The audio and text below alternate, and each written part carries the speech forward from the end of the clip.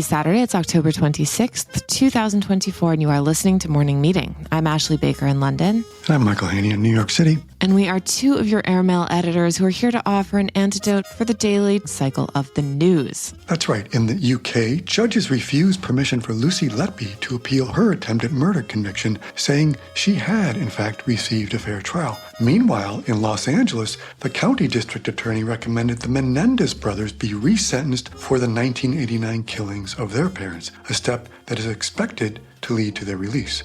And finally, there is a small sign the world is getting better. In a bid to rid all of us of what is known as gate lice, those people who jump the boarding queue at the airport, American Airlines has begun testing a new system that sounds a shame-inducing tone when a culprit is found. As usual, Michael, airmail is a great relief from all of that. It is, and it's less than 2 weeks into the election here in the U.S., and everyone in America is looking to the polls to know if their candidate will win. Many people here, however, don't trust the polls at all. But as John von Southern reports from Paris, there is one poll that has been quite reliable at predicting the winner. It's at Harry's Bar, and it consists of expats. John will tell us all about it and what we might expect from its results. And speaking of what to expect, Lily Analik joins us this week with a look at a question that's always intrigued the literati in New York as well as Los Angeles. What exactly was the nature of the relationship between Joan Didion and her husband, John Gregory Dunn? And finally, it was 25 years ago in 1999 that anarchists stormed a meeting of the World Trade Organization in Seattle to protest globalization. At the time, they were seen as left-wing extremists, yet, as Michael Moynihan tells us, their radical course has now become a rallying cry for the far right. How did it happen? Michael will explain. So Ashley, where would you like to begin today? Well, Michael, let's get John von Southern on here. Not only is he the best possible date for a dinner at Pizza Chic in the 6th arrondissement, but he's also our man in Paris, and he has been breaking news left and right out of France for us this year. Most pressingly, the straw poll at Harry's Bar. There has been a great distrust of most polls, Michael, but not the case when it comes to the one at Harry's Bar in Paris. John reports, and we are thrilled to have him. He's a Paris-based writer, a frequent contributor to Airmail, and the author of Monsieur Mediocre. Welcome, John. Okay, welcome, John. Well, thank you, Michael, for having me. Our pleasure. I'm excited because, we depend on you being our man in Paris to have your finger on the pulse, and you're in the best bars in town. So it's kind of intersected this week as you've got some reporting for us about, here in New York, in America, people distrust the polls, but you've stumbled on a poll at a place called Harry's Bar that you think might be more reliable for the presidential election. So tell us about it. Harry's is a kind of an iconic bar. It's been around since 1911. It was the watering hole for, S. Scott Fitzgerald and Hemingway and James Baldwin, Cole Porter, you name it, they've been at Harry's. What I found out is that Harry's holds a straw vote every 4 years for the U.S. presidential election. A straw vote means you can just walk into the bar, and if you can show you have an American passport, they'll give you a ballot, and you drop it in the box, and then you order a drink, and you talk politics. It's been going on since 1924, when Calvin Coolidge went up against John W. Davis from West Virginia. And at the time, what I found out was that if you were an expat American living in Paris, they didn't have absentee voting at the time. So you were kind of out of luck. And Harry McAlone, the namesake of the bar and the owner, got it into his head. He said his great-grandson told me he wanted to have a fake election followed by a real party. And here we go. Harry's is doing its 100th straw vote. But what's interesting is that they've only been wrong 3 times. The first time they got it wrong was 1976 with Carter. They had picked Gerald Ford. 2004, they went with Kerry over George W. Bush, got it wrong. And then in 2016, when Trump beat Hillary Clinton, Harry's had Clinton winning, which Franz Arthur Macalone, the current owner, said, he's not really willing to give that because, Hillary Clinton won the popular vote and Harry's doesn't follow, the electoral system. So, and if I understand your reporting this week. By the way, Michael, I've been having to go to Harry's every night and, it's good for my liver, You're going to get combat pay for this, so don't worry about it. If I understand correctly, as people are voting, they're posting the numbers in real time up there, right? Not exactly. No, what I was told is that they empty the ballot box every Friday. Okay. And then they post the numbers up every weekend. It's not a real time as much as kind of a weekly kind of update. Where are we right now? We're basically 2 weeks out. Where are we right now? It's funny because when I was doing my reporting most of the time, it was pretty close. The last time I was there, it was 63 to 58 Harris, which kind of translates to a 52-48 split. But all of a sudden, I checked in today, and Harris has taken a big lead, 240 to 125, Michael. Big time. That's big. Yeah. So I don't know if the producers of CNN and MSNBC, with John King and Steve Kornacki, want to pipe in Harry's, at 6 p.m. Eastern time. I think Kornacki should do his maps from there and he'd be much more lubricated and have a little more fun from there. No, exactly. John, when you've been in Harry's but is the makeup of those expats, do you find people, are they strictly New York, LA, or do you find people from down south, or is it you've spent enough time there talking to them all, running up that bar tab? So what kind of people, what kind of expats are you seeing there? Well, first off, I think it's interesting to note that Harry's, what I found out during my research is, it was built 1911. And Harry McAlone at the time, he took a bar from 7th Avenue in Manhattan, the walls, the ceilings, the whole thing, shipped it over and built this actual New York bar within a Paris space. So when you go in, I mean, it's a real New York thing, but, from the turn of the century. You've been there. There's pennants of every American university imaginable. There's no TVs. There's no music, no loud music, only people talking, which is kind of a luxury nowadays. You get a real cross-section, which is interesting. So it's kind of this mashup of like tourists, expats, French, everybody speaking English in a real New York setting. But you happen to be right near Opéra. And I think that's been, great for the ambiance, especially which I've noticed this last couple of weeks. The voting has kind of changed the ambiance a bit. People are much more engaged, I feel, when they vote.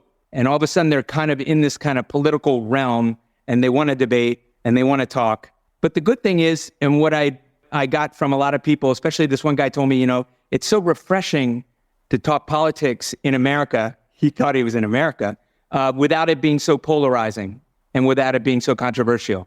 And it was for the first time that he had actually debated with people and not have it end in an argument. And I spoke with the barman, Laurent Giraudoux, who's been there 25 years. He said, election night at Harry's is really like New Year's Eve for them. They're full staff. The bar is packed. The whole street outside on Rue Donneau is blocked almost. And everybody's there throughout the whole night into the wee hours of the morning when the results are coming in. But like you said, no TV, no music, kind of just people talking and getting updates. But why do you need updates when you already have the score of Harry's, which is told you who's going to win? Exactly. Well, we're going to depend on you, John, to sort of update us regularly up through the next couple of weeks. If that takes a French 75 or a martini, whatever it is, we understand you'll have to put that on the tab, but we old-fashioned even. Yeah. Okay. Couldn't have a better man in Paris holding it down for us. So thanks for a great report, and we really appreciate it. Well, thanks for getting me on the case. It's been my pleasure. The case of champagne is what we would put you on. Yeah. And everybody go vote. Very important. Michael, this story truly just puts me in a great mood. I'm completely buoyed. All I want to do is drink a Manhattan, cast my vote, and enjoy the victory party. Yeah, and be in Paris. Yeah, well, that's a very important component. If only we could make that happen. Exactly. While we are in the mood to travel through time and space, let's go back to the 1990s. Michael Moynihan is here to remind us, 1, what the World Trade Organization actually was, and 2, why protesting against it mattered. Michael is the co-host of the Fifth Column podcast and a correspondent for the Free Press. Welcome, Michael. Thanks for having me. I appreciate it. Well, we appreciate the road trip back to 1999 in your View from Here column this week about the protest at the World Trade Organization meeting in Seattle. First, before we get into what happened then, the WTO was such a huge deal for many years. Is this something that Gen Z has even heard of, do you think? No. I mean, I've asked people. I run across people that are categorized as Gen Z, and I ask if the WTO means absolutely nothing to them. Trade a little bit because it's been an issue that Trump has brought up quite a bit. But, the interesting thing is, I think I mentioned it in the piece, is that you have somebody like Josh Hawley, this Republican from Missouri, who's writing a column for the New York Times, like, end the WTO. When I was a wee lad, that was something that was entirely the province of the left. I mean, this was not something that a Republican would do. But yeah, most people don't remember it. And, the argument I kind of make is that, which is undeniably true, is that in 1999, post-Cold War, there wasn't a lot to get exercised about. Economy was good, not a lot of foreign wars, sort of small skirmishes here and there. But the WTO became this incredible thing that people got really exercised about. But even then, if you notice the coverage, and I think I quote a few people at the time who are covering it, and they're asking people in Seattle, what is the WTO? And they're not entirely clear on what it is. It's sort of a broad argument about capitalism being a bit sinister. And so back in 1999, at their annual meeting, there were 40,000 protesters who descended on the Emerald City, as you write in your story. What exactly were they protesting back then? That is a question that if you asked 40,000 people, you'd probably get 39,000 different answers. I mean, it is unclear. But the idea at the time was there's a very different thing that, what Trump and Republicans talk about now when it comes to trade is that trade kills American jobs and working class jobs. At the time, the argument was usually about kind of environmental degradation, about capitalism in general, but not so much about American jobs. Factory conditions was a big thing. So at the time, it was usually an argument about how people were being treated abroad, how people were being treated in those factories. So it's kind of an internationalist view. At the time, the idea was that it was incredibly bad for the people who were working in these factories, these places, and it was bad for the environment. And then just generally, the frustration that the Cold War ended, capitalism was triumphant, and this was just a general argument about the evils of capitalism too. But what happened after that? First, was it a huge victory for the left or for a certain subset of the left? And then did they follow up on that sentiment and that impulse at all? Ralph Nader, the kind of gadfly sort of lefty who says, the problem with us on the left is we celebrate these things as victories and nothing happened. It's like globalization didn't decrease in any way. We didn't any major victories. The WTO was still a very sort of relevant and big organization. And then, that was that. And we were sort of, celebrating this for years, but what really happened? And the answer to that question is not much. I mean, if you notice, globalization increased, exponentially. As you, I think, note in your eye-opening column this week, there wasn't a victory on the left, but here we are 25 years later, and maybe the left kind of forgot who the real victims of this were, which is American workers. And someone like Donald Trump comes along and, as you say, points out that voters could care less if globalization is bad for sea turtles and more for American workers. So basically, the right outmaneuvered the left on this thing, and here we are, right? 100%. I mean, in the 90s, there was a left-wing version of this argument that came from people like Michael Moore. Before the popularity of things like Fahrenheit 9/11, his big thing was, of course, Roger and Me, which was about outsourcing jobs. And then a book in the 90s called Downsize This, which was about downsizing of American factories and people, going to Mexico and going abroad. And so he made this argument a long time ago. But that just wasn't the argument at the WTO. It just didn't resonate with people as much. What they left out on the table, and of course, Republicans were very slow to pick this up, and, the kind of stupid brilliance of Donald Trump occasionally. I mean, he's incredibly thick about so many things, but he just happened upon this. And it's the one thing, by the way, that he's been consistent about. If you look at Donald Trump's track record talking about politics, the only thing that he's actually been consistent about, he's on every side of every issue. He's been attacking trade and outsourcing to China since the 80s. And now framing that as a thing that affects American workers is actually the right thing to do, because I mean, I disagree with him on this in almost every way, but it is true that there are downsides of globalization, and the deindustrialization of America is partially real. It's not entirely real in the sense that we do create more in this country than we've ever created. We have an enormous capacity in this country now. For creation of things in factories, we just do it with fewer workers, far fewer workers than we do because of automation. So that's another issue that Trump has, look, incredible that I've seen people after this strike with the dock workers. The people who I see arguing in favor of the unions were on the MAGA right. Now, were they making good arguments? No, they're making terrible arguments, but they were actually on the same side as people on the labor left, which is something that when you leave that on the table, you're ignoring a huge chunk of the electorate. You're an incredible, issue for a populist to take up on the left and the right. Bernie Sanders has done it, and Donald Trump has done it. These are very, very real issues, but the solutions are always completely batty. Well, on that cheerful note, we thank you for your great story. We'd like to go back to the 90s permanently, Michael, so we appreciate the brief interlude. I would too. Yes. Thank you very much.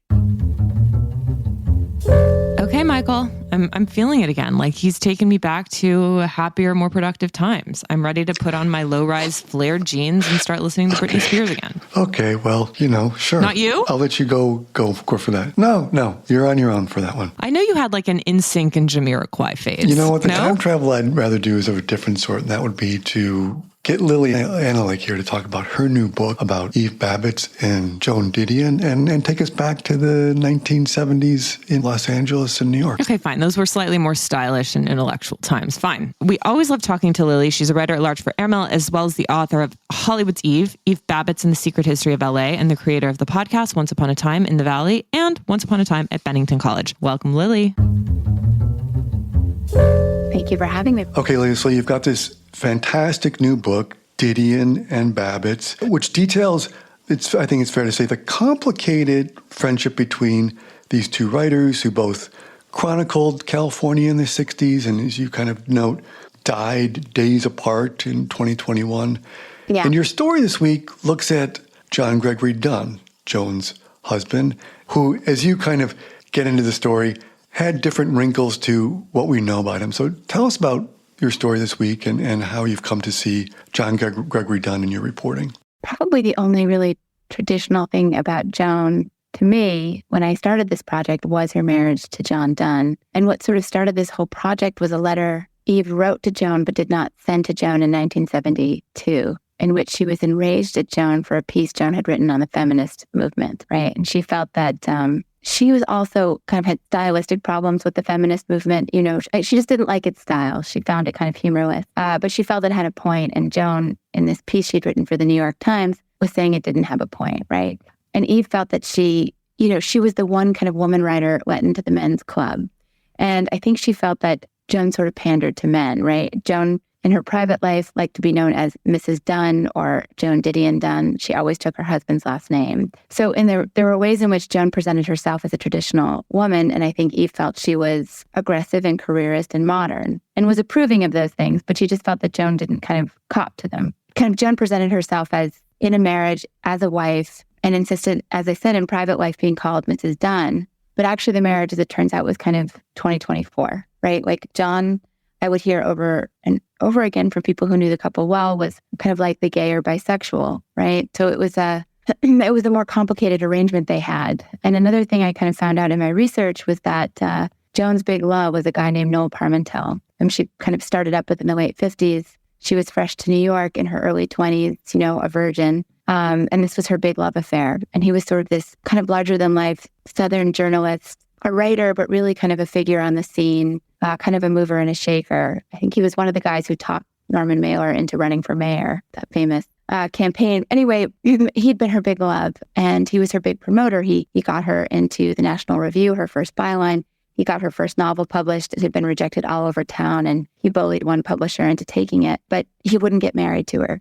And Joan had kind of a nervous breakdown over this, which she talked about in Goodbye to All That. And then Noel, seeing she was in distress, just picked out a husband for her, right? It was a guy who was kind of a hanger-on of his, kind of a sidekick type, John Gregory Dunn, and said, marry him. And Joan did. Just kind of finding out how that marriage worked was fascinating because John was actually kind of a great choice for her. He was her editor. He was her first and best editor, and that was enormously important to her.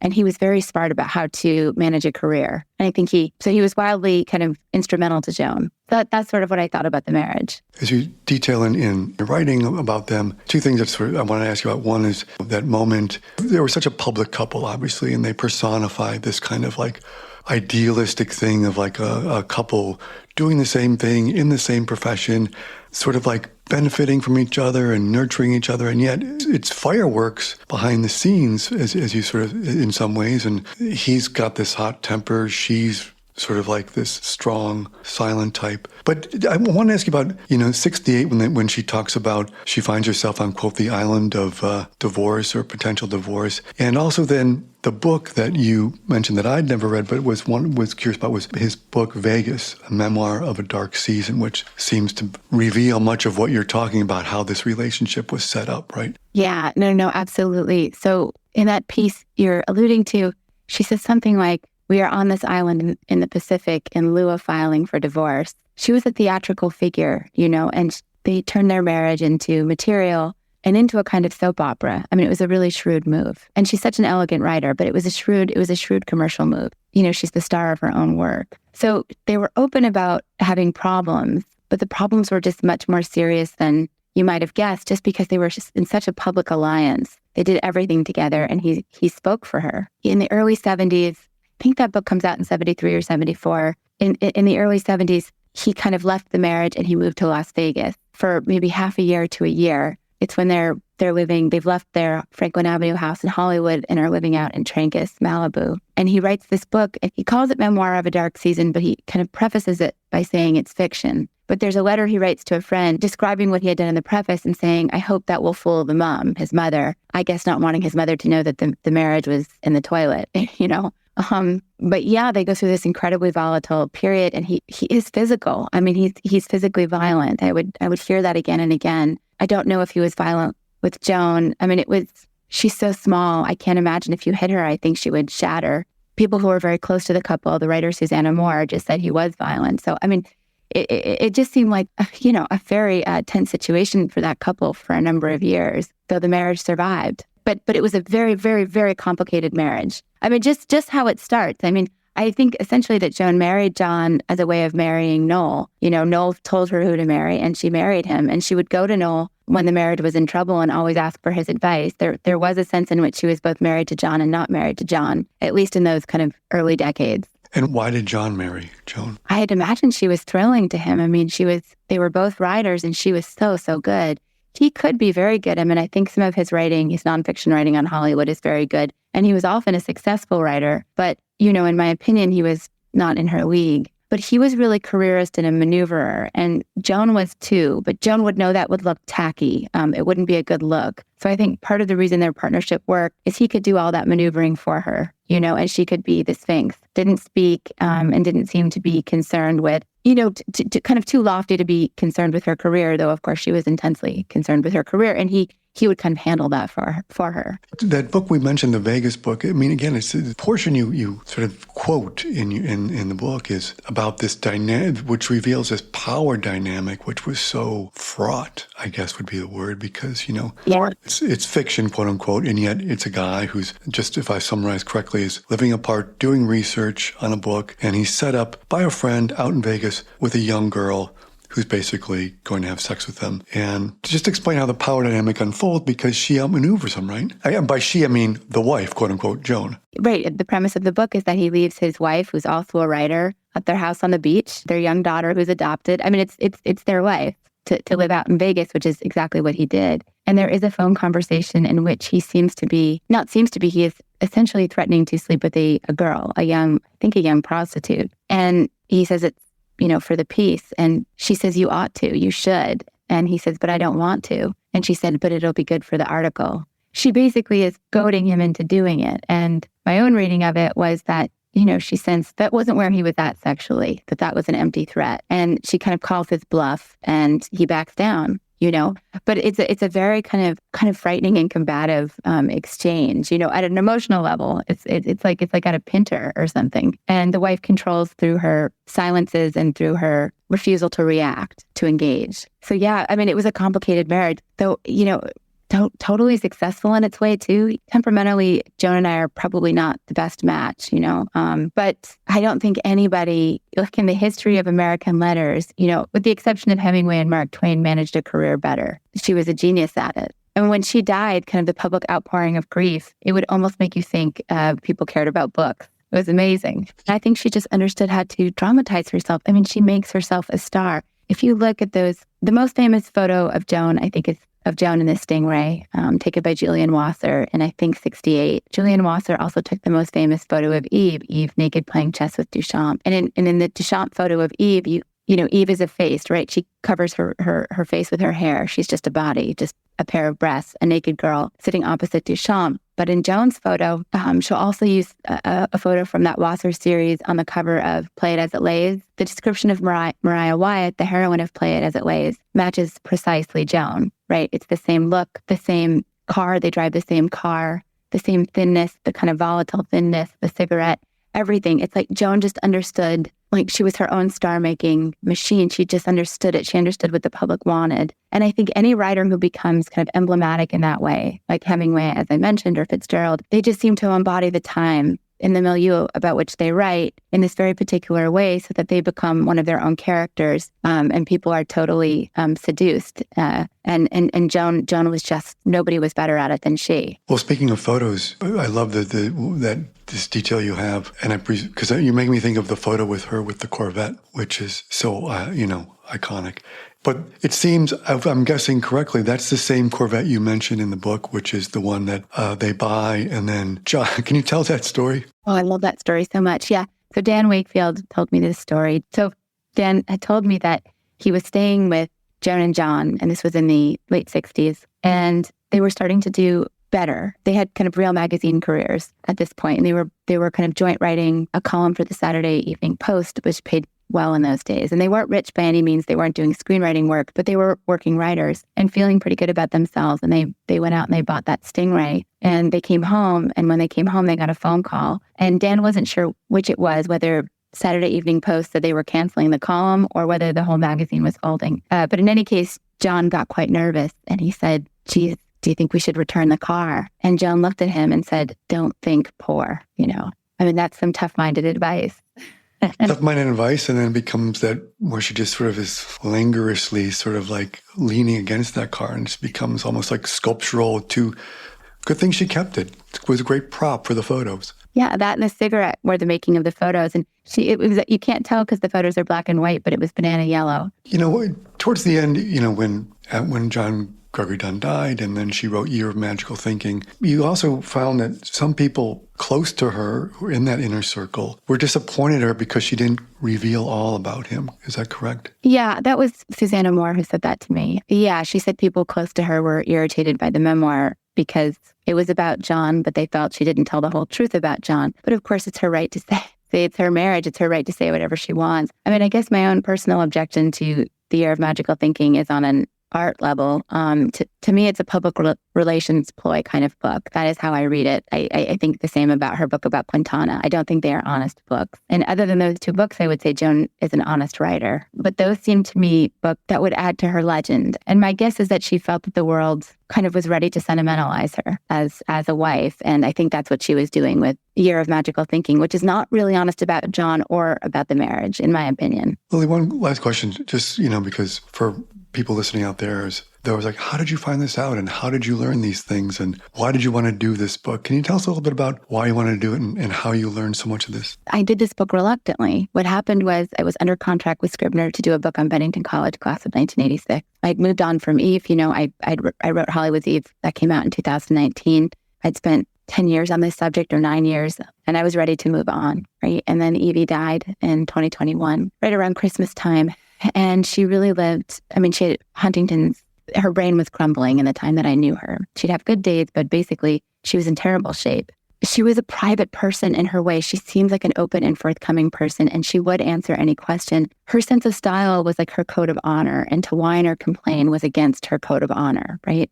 So there's a lot of things that she would not want to talk about. And at the back of a closet, she really lived in crazy filth and squalor, kind of beyond what you can imagine. But as it turns out, at the back of a closet, under all this shit, basically, just under all this, just insane kind of chaos and clutter and filth, there were these boxes that her mother had packed decades before, right? And in these boxes, which were pristine, the tape had not been tampered with, were all her letters and journals. And it was actually only one journal, 1969 to 1970. But the letters, which I started to figure out as I was going through all of them, were letters she saved but did not send. So it was really a kind of diary, these letters, which span from the very early 60s all the way to the 90s.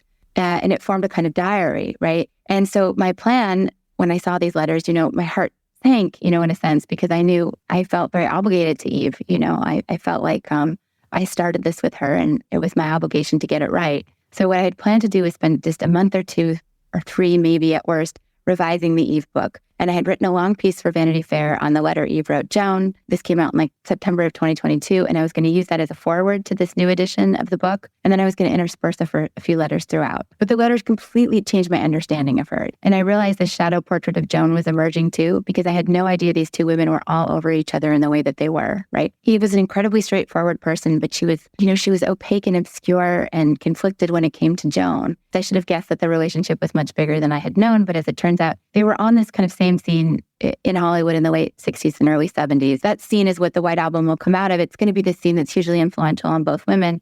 But it wasn't just that. It was Joan who got Eve published, right? She got Eve into Rolling Stone when Eve wrote a piece on Hollywood High.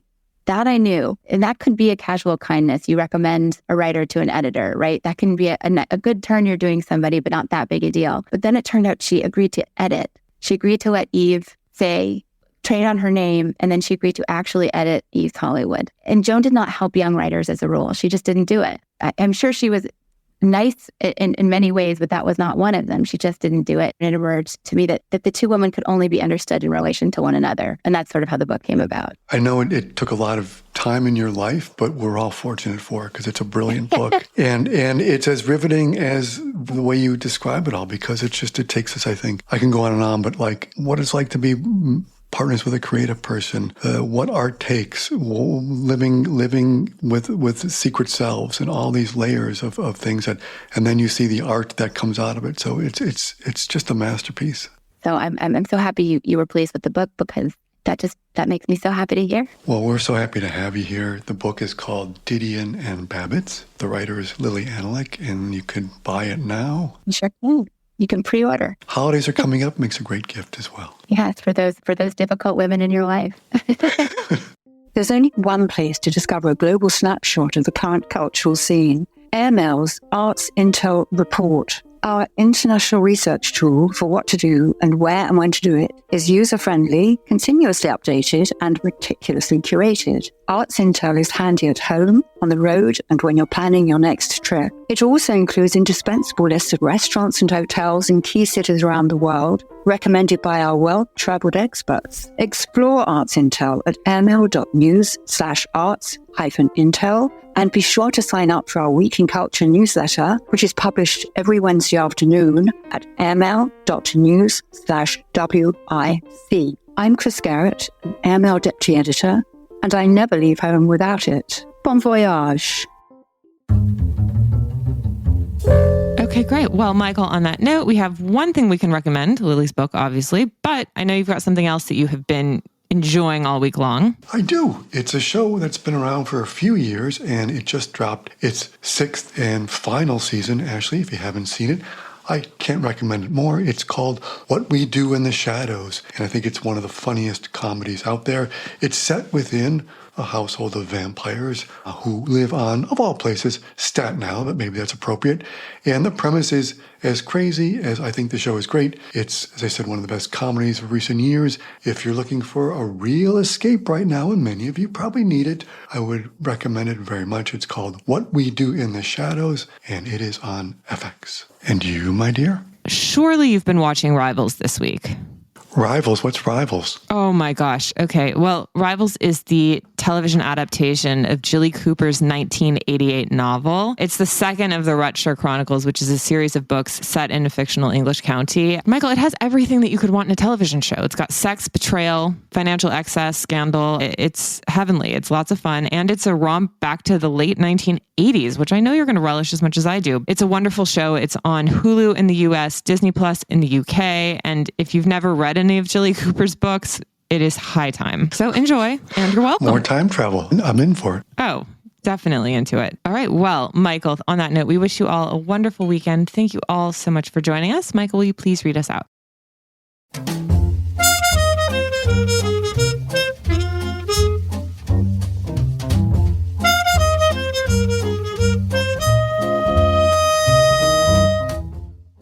Morning Meeting is produced by Airplay Productions and edited by Jesse Cannon. Our co-editors are Graydon Carter and Alexander Stanley. Our chief operating officer is Bill Keenan. Our deputy editors are Ashley Baker, Chris Garrett, Nathan King, Jill Vitale, and Ash Carter. Our CMO is Emily Davis, and our music supervisor is Randall Poster. The theme music is The Cute Monster by the Buddy Collette Quintet. A new edition of Airmail is published every Saturday, so please subscribe and enjoy all of our stories on airmail.news, which we update every day. You can also find us on Twitter and Instagram at Airmail Weekly. We'll be back here next Saturday with another edition of Morning Meeting. In the meantime, be sure to subscribe at Spotify or Apple Music. But most of all, thank you again for joining us.